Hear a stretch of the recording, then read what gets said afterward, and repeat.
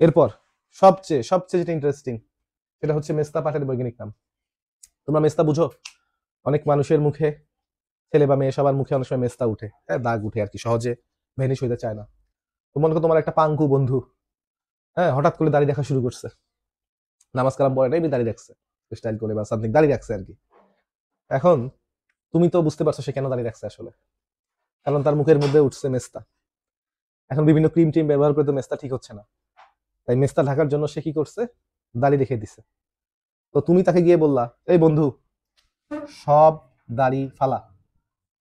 দেখো, তোমার বন্ধু যদি তোমার কথা মতো সব দাড়ি ফালায় দেয়, তাহলে তার মুখের মধ্যে কি দেখা যাবে? মেস্তা দেখা যাবে।